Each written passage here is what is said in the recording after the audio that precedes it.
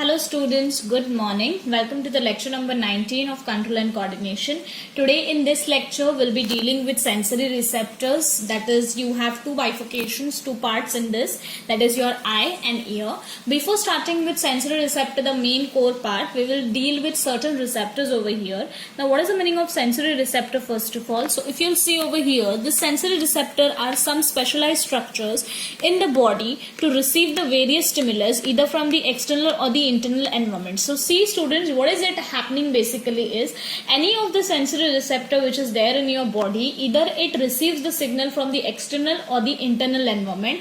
Once it receives the signal, what happens is it undergoes certain set of reactions, and due to that reactions, the impulse or the what we call it as the stimulus or the signal is basically reached to the brain. So accordingly, this single sensory receptor brings about the various changes in the body, and accordingly the brain responds to that particular stimulus. So this is how it is, like this is how the working is of sensory receptor. Now in classification, you have two categories of sensory receptors or two types of receptors, that is exteroreceptor and the interoreceptor. Now when I am concerned with exteroreceptor, this is basically concerned that you know that extero means external. So whenever this particular receptors are present, this receptors basically receives the external stimulus. So there are various categories of external receptors, that is your phonoreceptor very first, phono and statoreceptor. So if you'll see phono and statoreceptor, both concerns your internal ear. Now this internal ear, one is present in organ of Corti. Organ of Corti is basically a part of your internal ear which is present on the basal membrane. It is P-shaped structure. It is responsible for sound reception.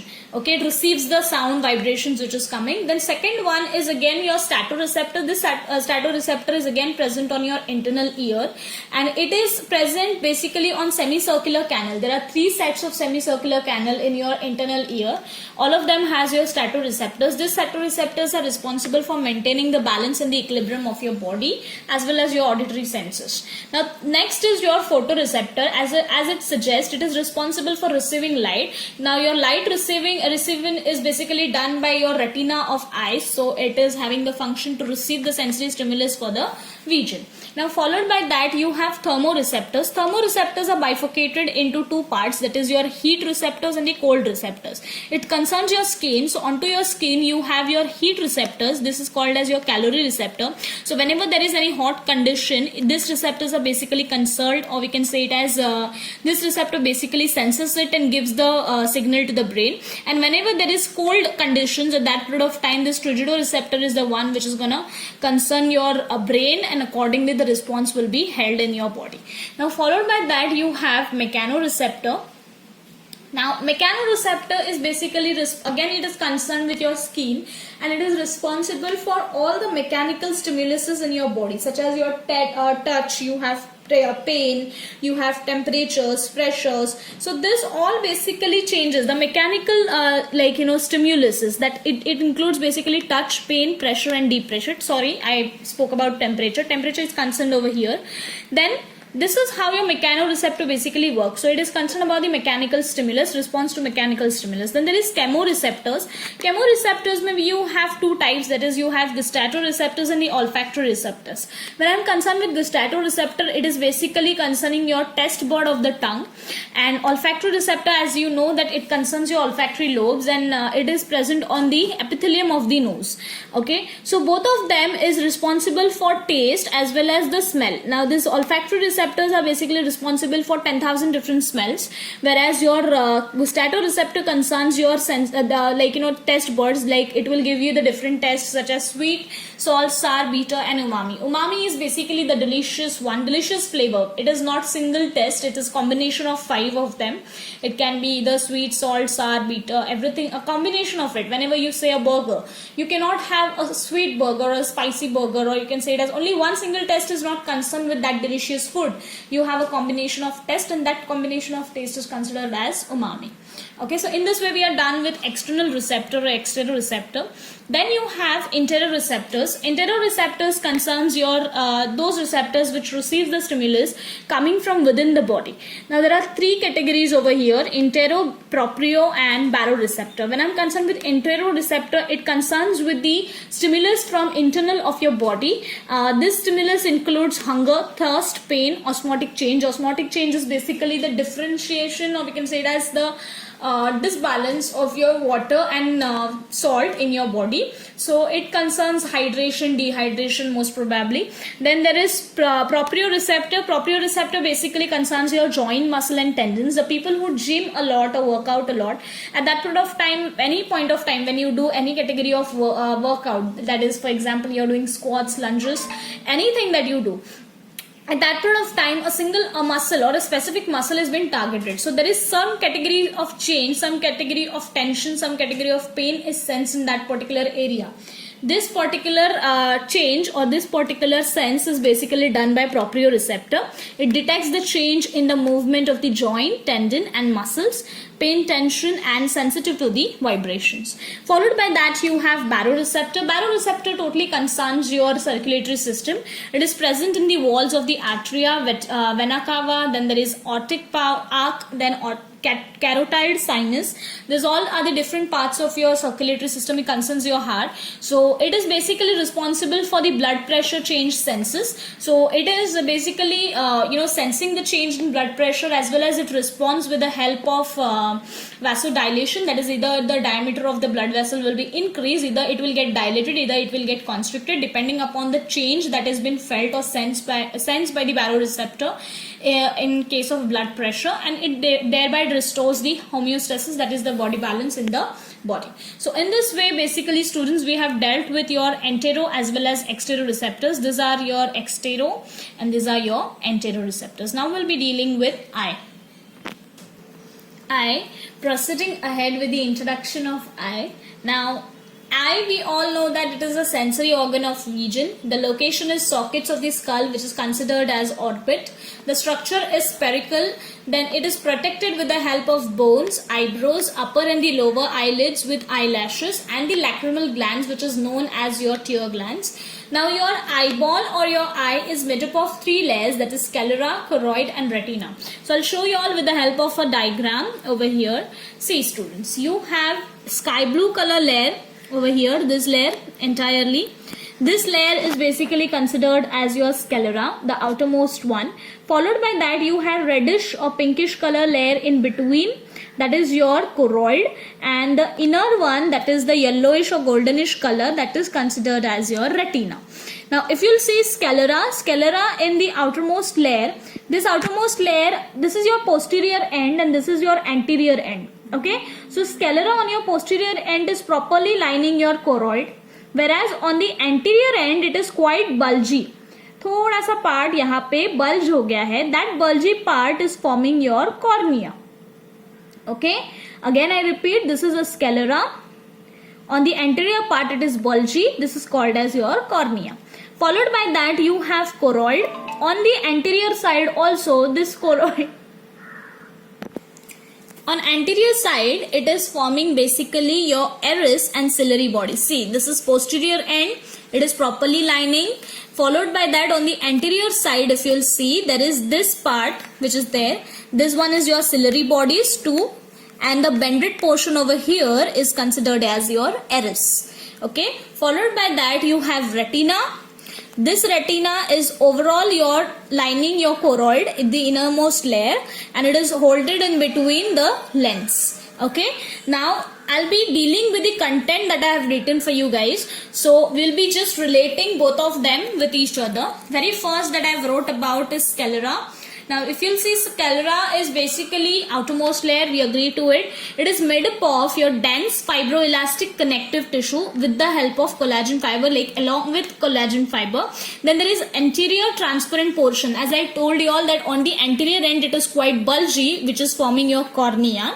This cornea is devoid of blood vessels. That is, it do not have a blood supply, do not have blood vessels. However, the nourishment of this particular cornea is been done with the help of aqueous humor and lacrimal secretion. You all know what is the meaning of lacrimal secretion, that is your tear glands, but I'll tell you all what is aqueous humor.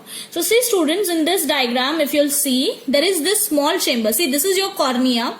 It is not having blue color, which means it is basically showing that it is devoid of blood vessels. Followed by that, in between this chamber which is there, this chamber is known as anterior chamber of aqueous humor. It is filled with your aqueous humor, which is a watery fluid, and this watery fluid is basically giving nourishment to your cornea. Now followed by that, you have next point. What does it says? That the exposed part of sclera and the entire cornea is covered with your conjunctiva. Now this conjunctiva is a transparent membrane, which is significance is basically protection and lubrication. So what is the meaning of exposed part is, this is the exposed part. From externally, basically it is covered with your conjunctiva. It is responsible for protection and lubrication. This was all about your this sclera. Now there will be a next layer, that is nothing but your choroid. Now in choroid, it is basically middle, vascular and pigmented layer. Now when it comes to your vascular ka matlab the one which is having very good what you called it as blood supply or blood vessels present. So there are three regions of your choroid, that is choroid proper, ciliary bodies and eris. Now all these three parts, first of all I'll show you all with the help of diagram, and then we'll be dealing with the each and every part. So if you'll see in this diagram, your reddish color is basically choroid. Now this choroid, on the anterior region, there are these two parts, 1 and 2. This 1 and 2 parts is basically ciliary bodies, and this bent portion which is there, this bent portion is basically your eris. Okay, so this is your choroid proper on both the side. Then there is this ciliary bodies, and then there is this your anterior bended part is your eris. Now each one of them is having their own functions, roles that we'll be dealing with. Now see students, choroid proper lines sclera, pigmented in nature. It is basically lining sclera, it is pigmented in nature. The significance it prevents the internal reflection. Since it is pigmented, it prevents the internal reflection. BS, that is blood supply of choroid, it basically provides nutrition and oxygen to retina. As we see, cornea is devoid of blood vessels. Similarly, your retina is also devoid of blood vessels. It is non-vascular layer. So because of that, what you called it as the nutrition and the oxygen which is required for retina, it gets from the blood supply which is provided to choroid. Next, the second part is ciliary bodies. Ciliary bodies is thick muscular ring-like structure. The location is junction of your choroid and eris. The significance is epithelium. The epithelium of the ciliary bodies basically produces aqueous humor. The same aqueous humor is basically stored in your anterior chamber that I showed you all. In that anterior chamber, this aqueous watery fluid is basically filled, which is secreted by ciliary bodies. Then the other role is ligaments, which is attached to the ciliary bodies. Ligaments which are attached to the ciliary bodies is nothing but suspensory ligaments. This suspensory ligaments is basically holding the lens and adjusting the size of lens. So see over here students, in this diagram, if you'll see over here, this 1 and the 2 over here, these are your suspensory ligaments, and this suspensory ligaments is holding your lens and adjusting its size. Followed by that, you have third part, that is nothing but your eris. Now when I'm concerned with eris, this eris, the location is junction of your sclera and cornea. It is vascular part, or the vascular part of the choroid, and it is sharply bent into the cavity of the eyeball, forming your colored partition. I told you all how bended part it is, though that is your eris. This eris is having a perforation within which forms your pupil, and the smooth muscles of eris basically regulates the size of pupil. So see over here students, when I'm concerned with your bended portion over here, this bended portion is your eris, and in between it has a perforation that is forming your pupil. So this is your pupil which is getting formed, and the smooth muscles of this eris is basically regulating the size of pupil. Followed by that, we'll be dealing with the lens. Now you already know that This lens is basically very important. It is a transparent elastic biconvex structure. Now it is suspended in the eyeball with the help of suspensory ligament that I already told you all. This lens and the suspensory ligament is basically dividing the entire eyeball into two chambers, that is small anterior aqueous chamber जो watery aqueous humor से filled है, and the other one is posterior large vitreous chamber which is filled with jelly like vitreous humor. So if you'll see over here, there are these two parts. See, this is your lens, these are your suspensory ligaments. It is dividing the entire eyeball into this vitreous larger chamber जो vitreous humor से भरा है, and this is your smaller chamber anterior जिसमें aqueous humor है. So in this way it is forming the two chambers, and the role of it is basically depends, like it is regulating the size and it is maintaining the proper shape of your eyeball. Okay, now followed by that, see the both functions I've mentioned over here. It maintains the shape of eyeball and it maintains the pressure to keep the lens in the position. Now you have retina. Retina is the innermost, delicate, non-vascular, light-sensitive layer. Now it has two regions. It has non-sensory part and the sensory part. When I'm concerned with non-sensory part, it lines basically iris and ciliary bodies, and it is single pigmented layer, whereas the sensory part is basically lining your choroid. So now I'll show you all that retina के कैसे divisions है. Further see over here students, retina में जो choroid को line कर रहा है उसके फर्दर दो बाइफोकेशंस है. It has outer pigmented part and inner nervous part. So this all regions I will show you all with the help of diagram now. So see students over here, if you'll see, this is your retina, the goldenish part. Okay, now this goldenish part retina is on the anterior side. See, this iris and ciliary body के नीचे जो retinal part है goldenish, यहाँ पे भी और यहाँ पे भी, उसको हम लोग नॉन सेंसरी कंसिडर करते हैं. नॉन सेंसरी मतलब क्या? ये non sensory part will be not accepting any light because it is not sensitive to the light, whereas the other part which is there, which is lining your choroid, this is your sensory part. अभी अगर ये retina वाले part को थोड़ा enlarge किया तो it will look like this. I'll show you the diagram which is there in your textbook. See, this part you will see over here.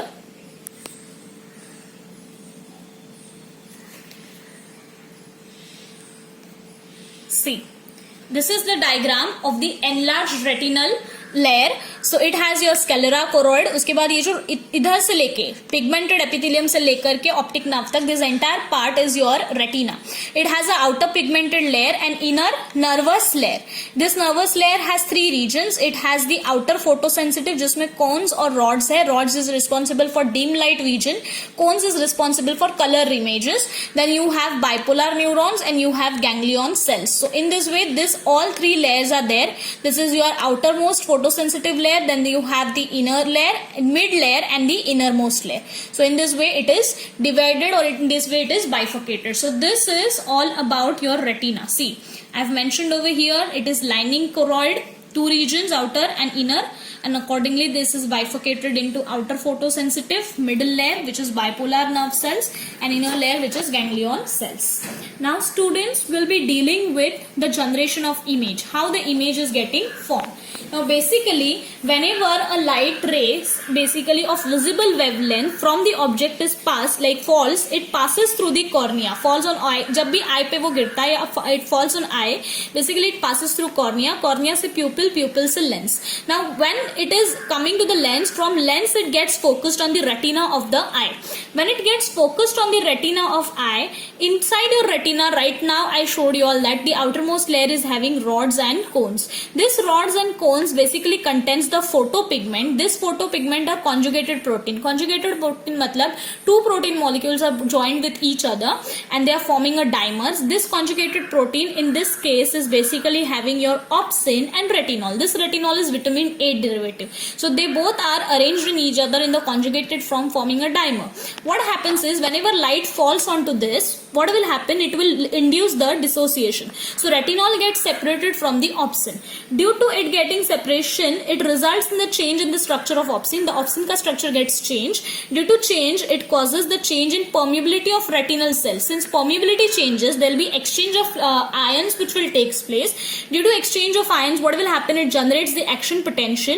Since action potential gets developed or generate, because of that, the nerve impulse will get carried from bipolar neuron to ganglion cell. Ganglion cell say it is getting conducted to optic nerve, from optic nerve to visual cortex, that is vision center of brain. Then further, your brain, what it will do is, based on the earlier memories and the experience, they will analyze the nerve impulse and the image will be focused on the retina. That is, the image will be basically formed and recognized. Once the image is formed, the related memories and the experience with respect to that object or that person, so anything that is coming in front of you will be recollected in your brain. Proceeding ahead with the second major organ, that is your ear. Now ear is basically statoacoustic organ. Now basically what is the meaning of this word? That is statoacoustic is basically pretending the balance and the hearing, and the function of it is basically hearing and the body equilibrium. It is made up of three parts. It is broadly been classified as external, middle and the inner ear. So this is the three bifurcation of your ear. Now I'll show you all the diagram first of all.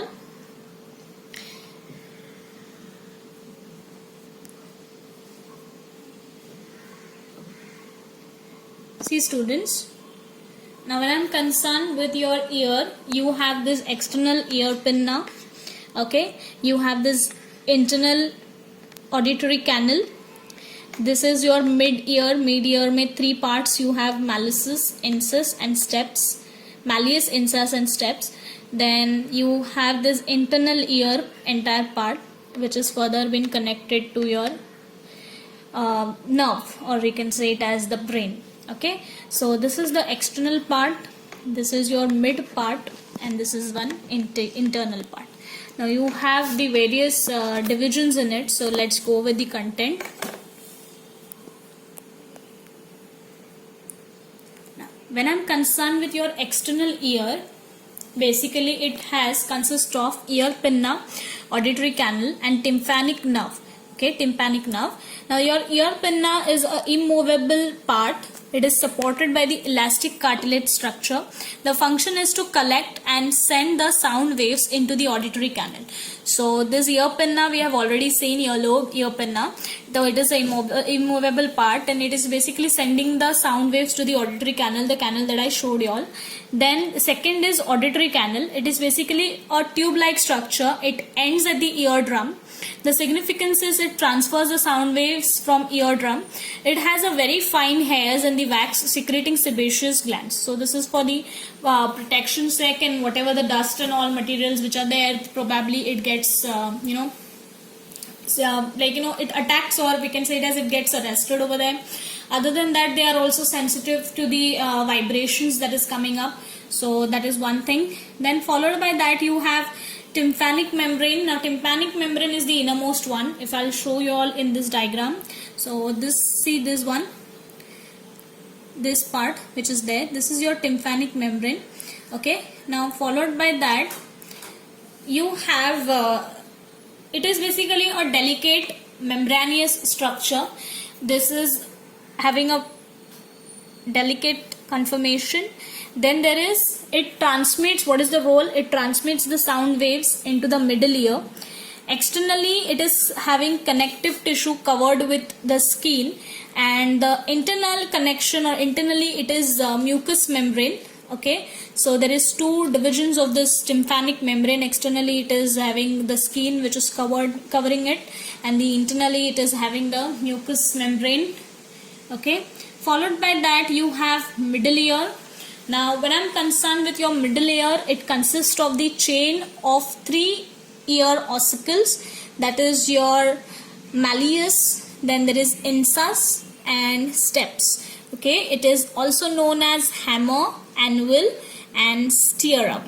Now next is the significance. Now what is this middle ear basically doing? It's having a very simple role. It basically amplifies the vibration received. Amplifies का मतलब तुम्हें पता है, mostly हम लोग जब भी DJ लगाते तो you have a very major the what you call it as instrument or say machine that we use is amplifier. Now this amplifier is doing, or what it does is basically it multiplies the volume or multiplies the whatever song which has been played, the volume of it, the bass of it. So this amplification over here is also the same thing which is occurring.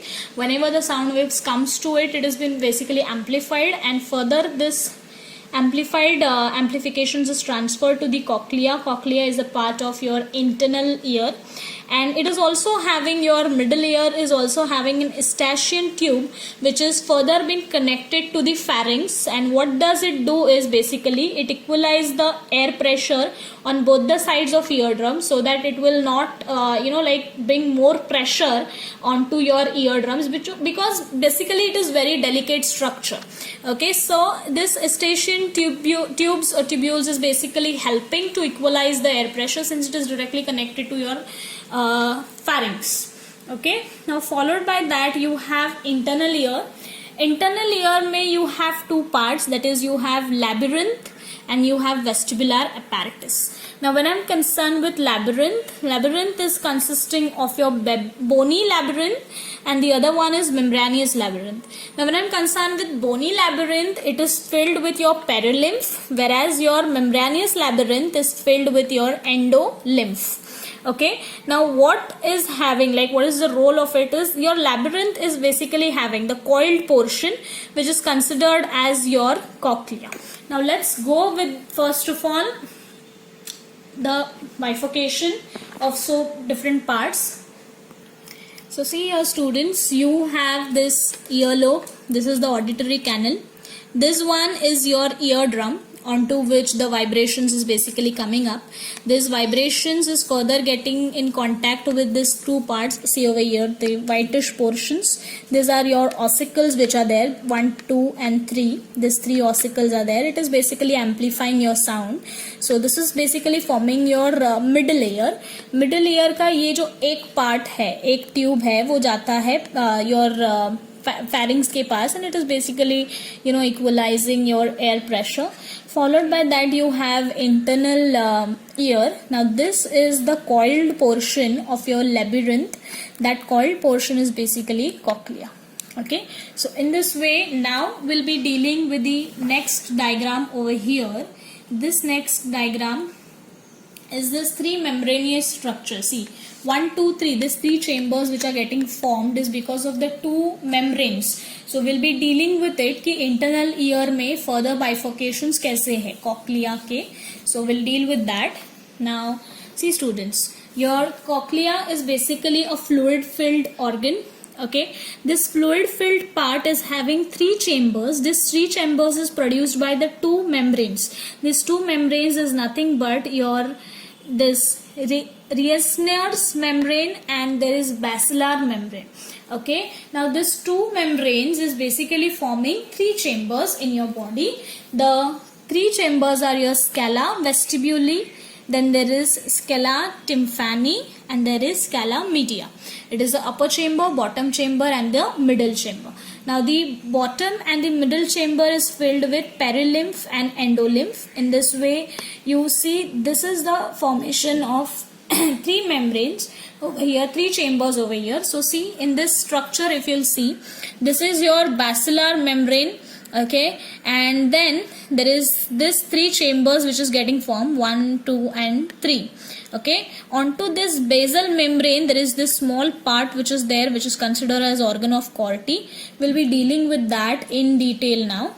So see students, over here if you'll see, this basilar membrane is having a pea-sized structure which is known as organ of Corti. It contains a hair cell, that is your auditory receptor. Like these hair cells are having your auditory receptor. If you remember in the sensory receptor part we have done that this internal ear organ of Corti is having your phonoreceptor. So onto this hair cells, the auditory receptor that they are saying about are the phonoreceptor. If you remember the function, these were the sound reception. So yes, definitely this organ of Corti is acting as an organ of transducer. It acts as a transducer. What it does, it converts, or it is converting the sound vibration into nerve impulse, and eventually it goes to the brain. So in this way, these are the different parts of ear. Now followed by that we'll be dealing with the mechanism of ear. Okay, so first of all, how you how you heard a particular sound. What is the mechanism of hearing? So very first is the sound waves are received by the external ear, that is your ear pinna, earlobe. Further it goes into the auditory canal. Definitely earlobe say, ear pinna say, it enter into auditory canal, and auditory canal say it will reach your tympanic membrane. Now onto this tympanic membrane, what will happen is eardrum, because this tympanic membrane is receiving a particular vibrations, so it will vibrate eardrum. So eardrum vibrates, and the vibrations are further transmitted by the chain of 3 ossicles to the oval window. Okay, so basically sound waves receive हुए external ear पे, then there is your auditory canal से pass होके tympanic membrane पे आए. Tympanic membrane पे जितनी बार वो bang हो रहे थे तो eardrum vibrate हुआ, the vibration got transferred further by the chain of 3 ossicles, that is from middle ear and to the oval window. Now further, once it has got transmitted over there, the vibrations are further passed to the fluid of cochlea. If you know, your cochlea is a fluid filled chamber. It has 3 different chambers by the 2 membranes, as I told you all. The waves in this perilymph and endolymph induces the movement in the basilar membrane. You know that I told you all that it is filled with perilymph and endolymph. So basically it is inducing the movement in the basilar membrane. Further, what happened was the hair cells, it reached till basilar membrane, and further the hair cells of the organ of Corti, which is having your auditory receptor, what they did was they bend and are pressed against the tectorial membrane. Matlab, what happened was this organ of Corti, they got bent. Okay, and because of that, since they are having your auditory receptor, they will receive that signal which has came up from so far from external to middle to inner, and then this nerve impulse got generated and sent to the afferent nerve fiber. What is the meaning of afferent nerve fiber? Is the one which will transfer the nerve impulse from your sensory organ to the brain. So once this was done, the nerve impulse was carried by the auditory nerve to the auditory center of the brain, as I said, and then impulse analysis was done and sound was perceived. So whatever the sound which was generated, it was been analyzed. So in this way, this is the mechanism, entire mechanism of your hearing. These are the different parts of your ear, and this is the diagrams of your ear body. Okay, so now this diagram is left. So this is again having same thing, the baby labyrinth. Then there is your different canals which are there, semicircular canals which are there. Then there is cochlea which is there. The semicircular canals is basically having again your statoreceptors, which is receiving the various signals, and that basically deals with the equilibrium in your body of body balance, you can call it as. So in this way, this diagram is also there. So in detail, the structure overall is been explained to you.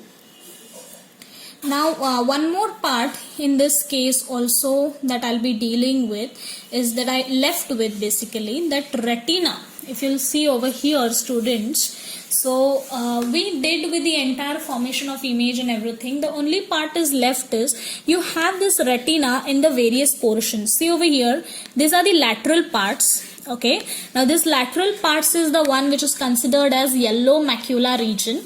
Okay, this को हम लोग macula lutea बोलते हैं. Then there is this foveo centralis region, and this one is blind spot. Now when I'm concerned with blind spot, over here there is no cones and no rods. Basically what will happen is over here no image will get formed since there is no rods and cones over there. Then on the lateral side there's a good amount of rods and cones, so will be good amount of images which will get formed. And this region is responsible, or this is considered as the main center of your sharp images. So whenever you are writing something, whenever you are basically reading something, or whenever your eyes are basically focused a lot, okay, at that point of time the sharp images is basically formed with the help of foveo, because it has a very large amount of cones in it. The amount of cones is very high over here. So in this way, this retinal regions I was left with, so this I cleared it out. So in this way, in this part, entire sensory receptors and eye and ear is done. Thank you so much for listening me out.